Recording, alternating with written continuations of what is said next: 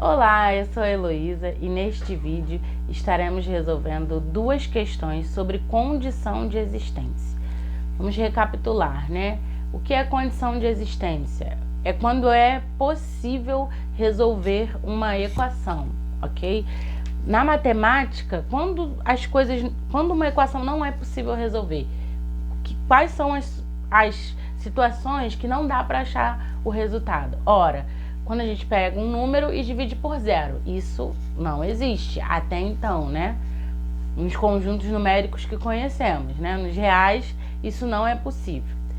Aí, outra situação que não é possível, nos reais, não é possível eu tirar a raiz quadrada, extrair a raiz quadrada de um valor negativo.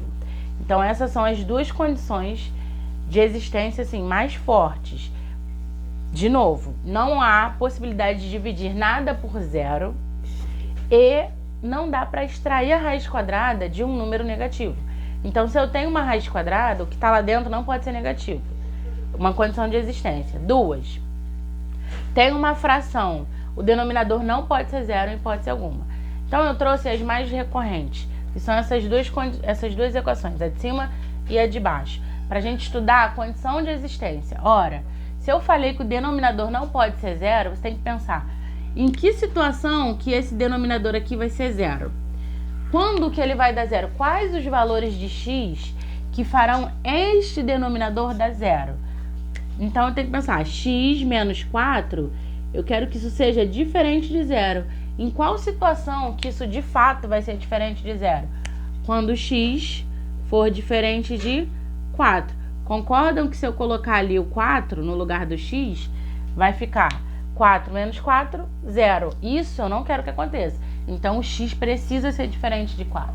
Se ele for diferente de 4, vai dar qualquer resultado, não me interessa. Só que vai ser diferente de 0, que é o que eu quero. Só que não basta ser apenas diferente de 4. Eu tenho essa outra restrição aqui, ó. O meu x aqui tem que ser quanto... Perdão, meu x aqui tem que ser diferente de quanto para que seja possível resolver isso aqui. Ora, o x tem que ser, x mais 3 tem que ser diferente de 0. Qual é o valor de x que de fato vai fazer isso ser igual a 0, que eu não quero que seja? Bem, quando x for, eu preciso que o x seja diferente de 3, de menos 3. De novo, por que eu preciso que o x seja diferente de menos 3? Porque se o x for menos 3 mais 3 dá 0. E eu não quero que isso aconteça. Então, eu quero que o x seja diferente de menos 3. Qualquer outro valor que eu coloque aqui vai dar um número, que eu não me interessa saber que número é esse. Eu só quero saber quando não pode. Quando não pode? Quando o x for menos 3, porque vai dar 0 no denominador e isso não pode acontecer em hipótese alguma.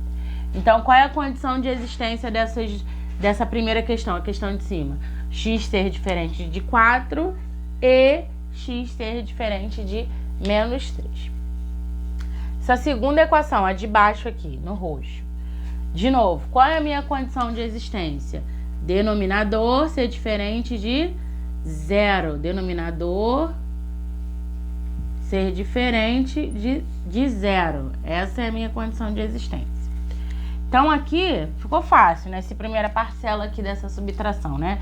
Tem duas frações igual a um número. Essa primeira parcela, o x tem que ser diferente de 0. Moleza, só tem o x aqui. E o que o x tem que ser? Vou nem escrever a conta. Qual é o número que se eu colocar no lugar do x, isso vai dar 0? Menos 5. Então, o x tem que ser diferente de menos 5. Nesta segunda equação, eu quero descobrir a condição de existência. Qual é a condição de existência? O x tem que ser diferente de 0 e o x tem que ser diferente de menos 5.